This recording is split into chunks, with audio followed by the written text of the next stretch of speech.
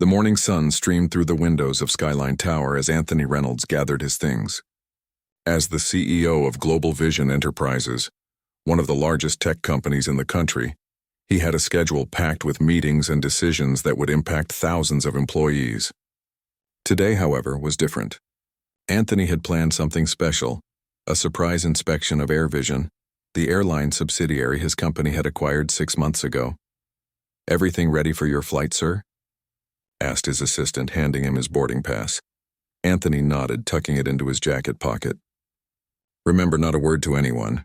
I want to experience the service exactly how our customers do." This wasn't just some boss's whim. Since taking over as CEO 3 years ago, Anthony had made it his mission to understand every part of his expanding business empire from the ground up. The tall, well-built man with deep brown skin and closely cropped hair had risen through the ranks based on his sharp mind and people skills, not his connections or family name. "I've booked you in first class, as usual," his assistant said. "But I've used your middle name on the ticket. No one will expect Anthony Reynolds to be flying commercial on his own airline." Anthony grinned. Perfect. As he drove to the airport, Anthony thought about his journey. Growing up in a working-class neighborhood, he'd worked twice as hard to get half as far. His parents, a postal worker and a nurse, had instilled in him the values of hard work and respect. When he'd earned his MBA from a top university, they'd cried at his graduation, knowing what it meant for a black man to break into spaces that had historically kept people like him out. The airport was bustling when he arrived. Anthony dressed down for the occasion, jeans, a plain button-up shirt, and glasses he rarely wore in public. He wanted to blend in, to be just another passenger. The check-in process went smoothly. No special treatment, no red carpet, exactly what he wanted. As he made his way through security, Anthony observed everything. The efficiency of the staff, the cleanliness of the terminal, the atmosphere among the passengers. All these little details mattered in the airline business. AirVision had been struggling when Global Vision acquired it, but Anthony saw potential. With the right leadership and company culture, he believed it could become an industry leader. Boarding began, and Anthony waited his turn. He noticed the flight attendants greeting passengers with practiced smiles. When he reached the aircraft door, the flight attendant barely glanced at him before saying, "Welcome aboard," and turning to the next passenger. The first-class cabin was half empty. Anthony found his window seat and settled in, placing his small carry-on bag in the overhead compartment. The leather seat was comfortable, the cabin clean and well-maintained. So far, so good. Other passengers boarded, mostly white businessmen in suits who were immediately attended to with offers of pre-flight drinks. Anthony waited patiently, observing the interactions around him. 10 minutes passed before a flight attendant approached him. "Excuse me, sir," she said with a slight frown. "May I see your boarding pass?" "I believe there might be a seating mistake." Anthony smiled politely and handed over his boarding pass. "I don't think there's any mistake." The flight attendant examined it, then handed it back with a tight smile. "I apologize for the confusion. Would you like a beverage before takeoff?" "Water would be fine, thank you," Anthony replied, noting how her tone had changed once she confirmed he belonged in first class. As the plane prepared for departure, Anthony pulled out his notebook and began jotting down observations. Customer experience had always been his passion, and he believed that a company's true character showed in how it treated all its customers, not just the ones who looked like they belonged. The plane took off smoothly, climbing through clouds into the bright blue sky above. Anthony gazed out the window, thinking about the changes he wanted to implement at AirVision. Better training for staff, more diverse hiring practices, improved customer service. This flight would give him first-hand insights into what needed fixing. Little did he know that in a few hours, he would face a situation that would test his leadership in ways he hadn't expected, a moment that would not only change the course of his day, but potentially reshape an entire company's culture. The flight reached cruising altitude, and passengers began to settle in for the 3-hour journey. Anthony observed the cabin crew's interactions with various passengers, making mental notes about their service style. The 2 flight attendants working the first-class cabin were efficient, but showed clear differences in how they treated different passengers. "I should make a note to review our training protocols," Anthony thought to himself. "Customer service should be consistent across the board." He closed his eyes for a moment, thinking about the board meeting scheduled for the following week. He would need to present his vision for AirVision's future, a future where excellence and equality went hand in hand. With this thought, he drifted into a light sleep, unaware of the storm brewing just hours away. 2 hours into the flight, Anthony woke up feeling hungry. He noticed other first-class passengers enjoying their meals, plates of steaming food accompanied by wine in real glasses. Yet no one had approached him about meal service.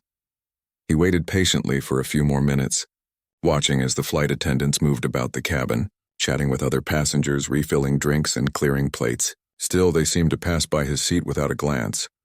Finally, Anthony pressed the call button above his seat. After a minute, a flight attendant named Robert approached, his face showing slight annoyance. "How can I help you, sir?" Robert asked, his tone professional but cool. "I noticed meal service is underway," Anthony said with a friendly smile. "I'd like to have my lunch now, please." Robert's expression shifted subtly. "I'm sorry, but the first-class meal service began 30 minutes ago. Those who were awake received their meals." "We don't usually wake passengers," Anthony nodded understandingly. "That's fine. I'm awake now and would like to have my meal." "Well," Robert hesitated, looking around. "We've already served everyone who wanted a meal. I'm not sure we have any extras prepared," Anthony observed as Robert attended to an older white passenger across the aisle, immediately bringing him a fresh drink when requested. The contrast was striking. "I understand that might be the case," Anthony replied calmly. "But as a first-class passenger, I believe meal service is included in my ticket. Could you please check if there's anything available?" Robert's smile tightened. "Are you sure you're in the right cabin, sir? Perhaps you were upgraded at the last minute?" "The full service is really intended for our regular first-class passengers."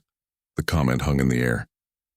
Several nearby passengers glanced over, some with uncomfortable expressions, others pretending not to notice.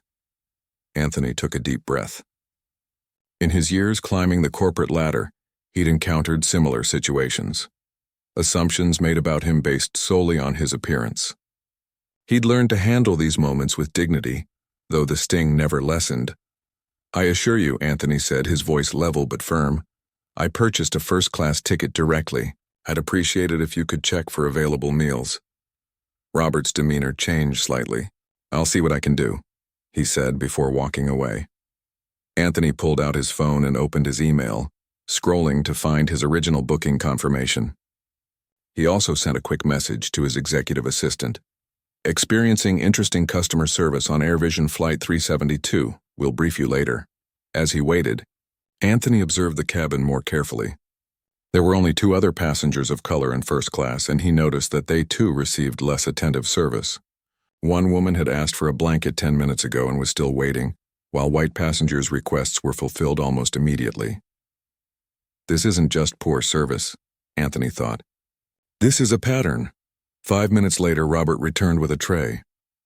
"We found a meal for you," he said, placing it down without the careful presentation other passengers had received. "We normally reserve these for our platinum members, but we made an exception." Anthony looked down at his meal. Unlike the carefully arranged plates he'd seen delivered to other passengers, his food appeared hastily assembled. The main course was there, but there was no bread roll, no proper dessert, and no offer of wine. "Thank you," Anthony said, deciding to document the experience rather than challenge it further. "Could I also have a glass of water, please?" "Of course," Robert replied, though it took another 5 minutes and a second request before the water arrived. As Anthony ate his meal, he pulled out his notebook again, writing detailed observations about what he'd just experienced. In the seat pocket in front of him was the AirVision Customer Service Pledge, which promised equal, exceptional service to every passenger. The irony wasn't lost on him. A different flight attendant, Lisa, passed by his seat and noticed his nearly empty water glass. Without being asked, she stopped and refilled it, offering a genuine smile. "Can I get you anything else, sir?" she asked. "No, thank you." "This is perfect," Anthony replied, making a note about the difference in service. As the meal service concluded, Anthony noticed Robert and 2 other crew members gathered at the front of the cabin, occasionally glancing in his direction. He pretended not to notice, instead pulling out his tablet to review some company documents. What the crew didn't know was that these documents included the complete organizational chart of AirVision, performance reviews of all senior staff, and the latest customer satisfaction metrics. Anthony Reynolds wasn't just any passenger. He was their ultimate boss, and what he had witnessed today would have far-reaching consequences. The plane began its initial descent, the captain announcing they would be landing in about 45 minutes. Anthony put away his notes and closed his eyes, planning his next steps carefully. This wasn't just about one bad experience or one rude flight attendant. What he'd observed was a systemic issue that needed addressing from the top down. His phone buzzed with a message from his assistant. Meeting arranged with AirVision Regional Manager upon your arrival. They have no idea you're on the flight, Anthony smiled to himself. Soon, very soon, things were about to change. As the plane continued its descent, Anthony discreetly observed the cabin around him. The flight attendants were now preparing for landing, collecting trash and ensuring all seats were upright. Robert seemed to be avoiding eye contact with him, focusing instead on the passengers who had received his undivided attention throughout the flight. Anthony pulled out his phone again, this time opening the camera app. Making sure no one noticed, he began recording short clips of the service disparities. How crew members lingered to chat with certain passengers while rushing past others, how requests from white passengers were met with smiles and immediate action, while others waited or were forgotten entirely. This wasn't about gathering evidence to punish individuals. Anthony believed in fixing systems, not just firing people, but he needed concrete examples to demonstrate the problem to the airline's management team. Next to him sat an elderly man who had been quiet throughout the flight. He leaned over now, speaking in a low voice. "I couldn't help noticing how they treated you," he said. "Been flying this airline for 20 years. Some things never change," Anthony nodded. "How often do you see this kind of thing?" "Every time I fly," the man said with a sad smile. "I'm a retired judge. People see my gray hair and suit and they're all respect until they notice my skin color. Then suddenly the service gets selective." "Judge Henderson?" Anthony asked, recognizing the name from civil rights cases he'd studied in college. The older man looked surprised. "Yes, that's right. It's an honor to meet you, sir. Your rulings on workplace discrimination were groundbreaking." Judge Henderson studied Anthony's face. "You seem familiar." "Have we met before?" Anthony smiled. "Not directly. I'm Anthony Reynolds." The judge's eyes widened slightly. "From Global Vision? The new owners of this airline?" "The very same," Anthony confirmed quietly. "I'm flying incognito today to see how things really work." Judge Henderson chuckled softly. "Well, you certainly got an eyeful. What are you going to do about it?" Before Anthony could answer, his phone buzzed again. His assistant had sent him the complete personnel files for the flight crew, including performance reviews and any past complaints. Anthony scrolled through quickly, noting that Robert had 3 previous customer complaints about selective service and unfriendly attitude toward minority passengers. Yet his overall performance ratings remained high. The system is broken at every level, Anthony thought. Training, accountability, hiring practices, leadership. The captain announced their final approach. Anthony put his phone away and secured his seatbelt. "To answer your question, Judge," he said, turning to Henderson, "I'm going to fix it. Not just Band-Aid solutions, but real structural change." The plane touched down smoothly, taxiing to the terminal. As other passengers prepared to disembark, Anthony remained seated, continuing his conversation with Judge Henderson. "I'd value your input on this, sir. Would you be willing to share your experiences more formally, perhaps as part of a customer advisory panel?" The judge considered this.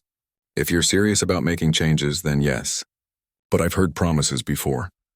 "This isn't a promise," Anthony replied. "It's a commitment. Here's my card. My personal number is on the back. Call me next week and I'll have my team set everything up." As first-class passengers were invited to disembark, Anthony noticed Robert's surprised expression when he and Judge Henderson stood up together, conversing like old friends. The flight attendant suddenly seemed to recognize the judge, his demeanor shifting to one of nervous respect. In the jetway, Anthony's assistant was waiting, dressed in a sharp suit that immediately identified him as someone important. "Mr. Reynolds," he said loudly enough for the deplaning crew to hear, "your car is waiting. The AirVision management team is assembled in the executive lounge as requested." Anthony saw Robert freeze in the doorway of the plane, recognition dawning on his face.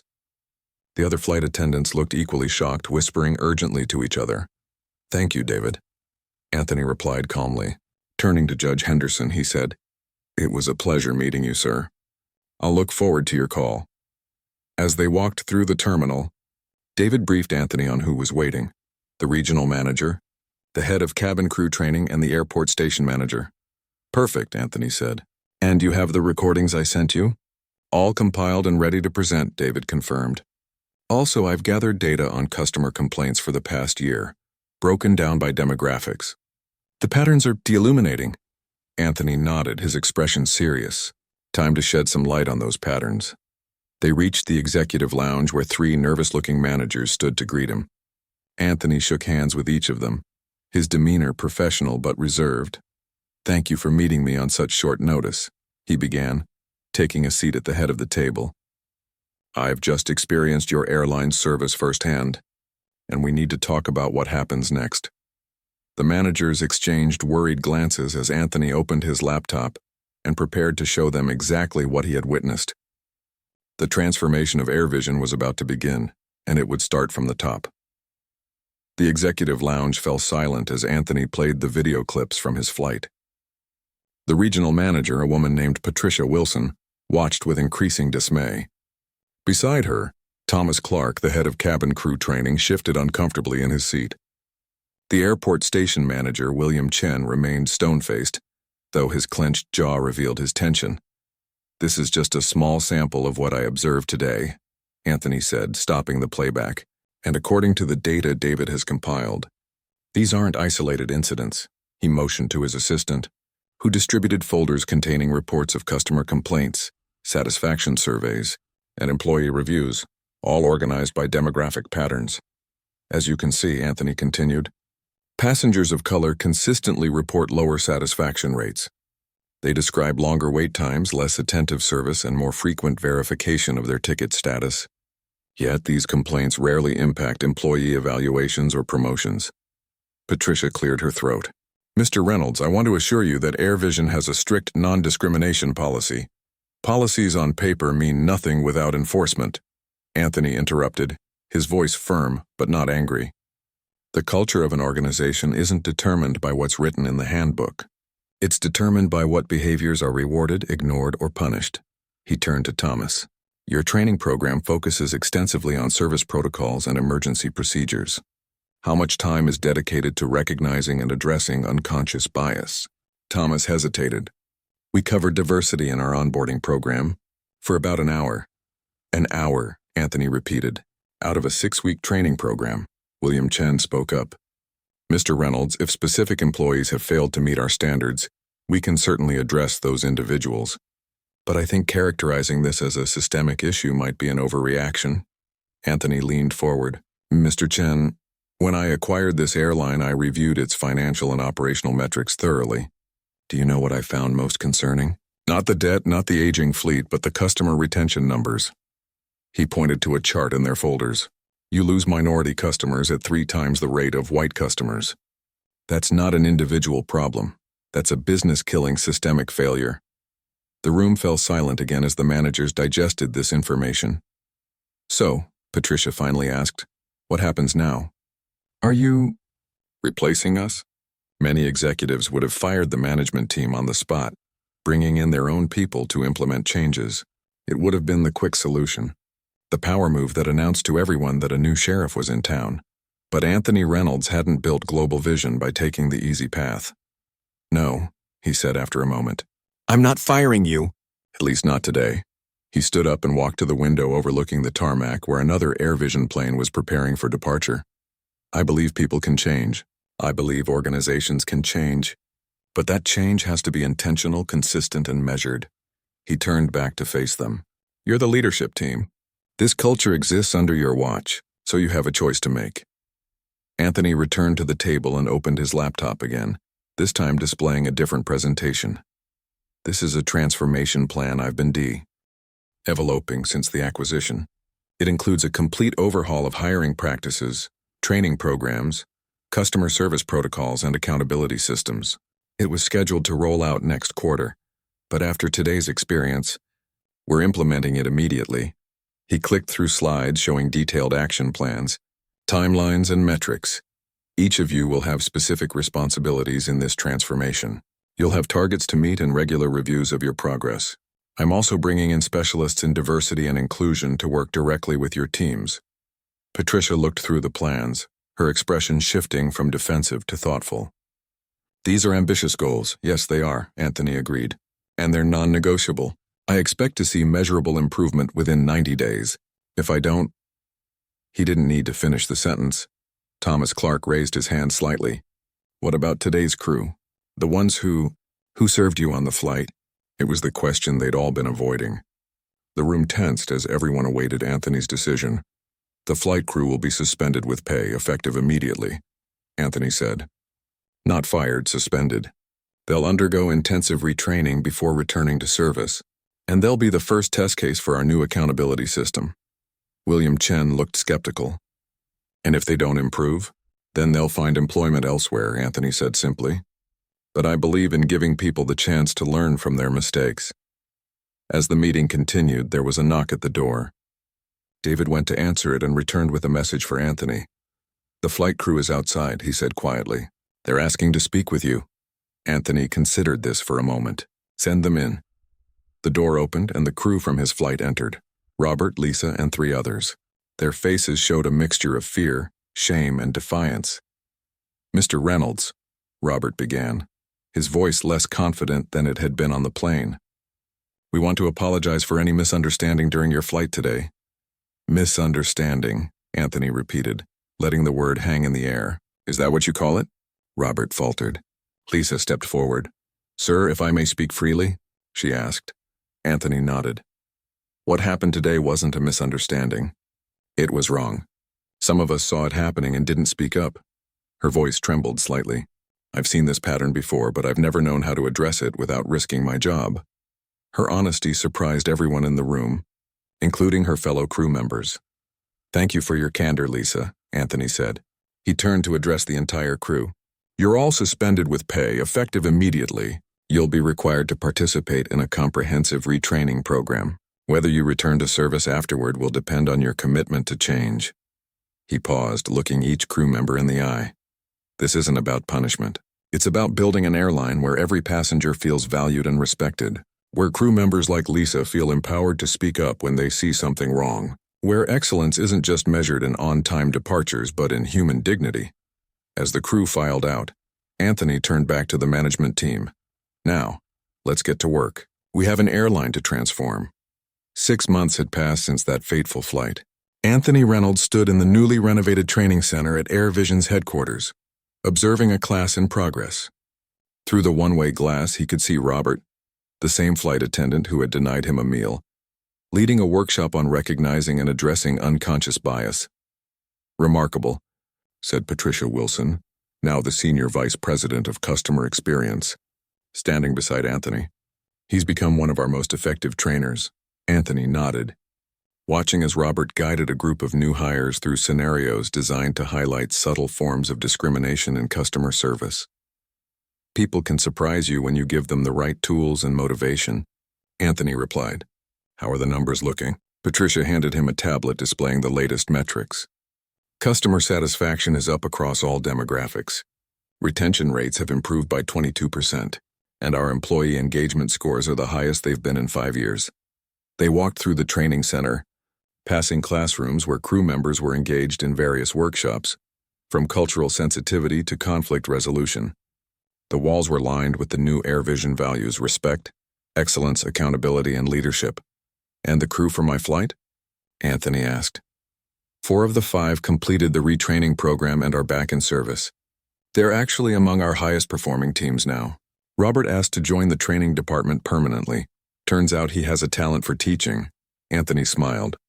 And the 5th? Patricia's expression turned serious. He resigned. Said the new culture wasn't for him. That's his choice, Anthony said. Change isn't for everyone. They continued to the main conference room where the full management team was gathered for the quarterly review. William Chen, who had been skeptical at first, now led the operations division with a new focus on equitable service delivery. Thomas Clark had completely overhauled the training curriculum, integrating diversity and inclusion into every aspect, rather than treating it as a separate module. Judge Henderson was there too, heading the customer advisory panel that provided regular feedback on AirVision's services from diverse perspectives. Ladies and gentlemen, Anthony began as the room quieted. 6 months ago, we embarked on a journey to transform not just an airline, but an industry. Today I want to share some news. He clicked a remote, and a news headline appeared on the screen. AirVision wins industry. Award for Customer Experience Transformation. Applause broke out around the table. This award recognizes what you've all worked so hard to achieve, Anthony continued. But more important than any trophy are the real changes we've seen in how our passengers experience our service. He clicked again, displaying customer testimonials and reviews that highlighted the airline's improved service. We've proven that treating people with dignity and respect isn't just the right thing to do, it's good business. Our revenue is up 15% this quarter. Bookings have increased across all demographics, and employee turnover is at an all-time low. Judge Henderson nodded approvingly. I've flown 4 times on AirVision in the past month. The difference is night and day. As the meeting progressed, they discussed challenges that remained and new initiatives for the coming year. When it concluded, Anthony asked Robert and Lisa to stay behind. I wanted to thank you both personally, he said when the others had left. Your journeys these past months have been remarkable. Lisa smiled. When I first realized you were the CEO on that flight, I thought we were all going to be fired on the spot. Most bosses would have done that. Firing people is easy, Anthony replied. Building a better culture is hard, but it's the only way to create lasting change. Robert looked down at his hands.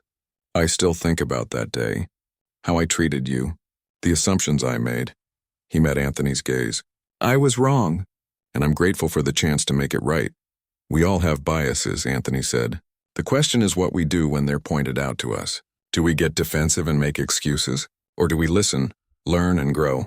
Later that afternoon, Anthony boarded another AirVision flight, again traveling incognito in casual clothes. As he settled into his first-class seat, a flight attendant approached with a warm smile. Welcome aboard, sir, she said.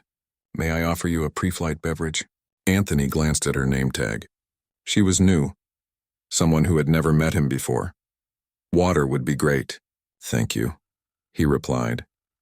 He watched as she moved through the cabin, providing the same level of attentive service to every passenger regardless of their appearance. When the elderly woman beside him needed help with her bag, the attendant rushed to assist. When a family with young children boarded, they were greeted with the same respect as the business travelers in suits. As the plane took off, Anthony gazed out the window at the clouds below. One decision, to address discrimination head-on rather than simply firing people, had rippled outward, changing hundreds of lives and setting a new standard for an entire industry. His phone buzzed with a message from David. Global Air Association wants you to keynote their conference on building inclusive customer experiences. Interested? Anthony smiled and typed his reply, absolutely. But let's bring Robert and Lisa too. Their story is more powerful than mine. The flight attendant returned with his meal, presenting it with the same care she showed to every passenger. Is there anything else I can get for you, sir? No, thank you, Anthony said. Everything is exactly as it should be.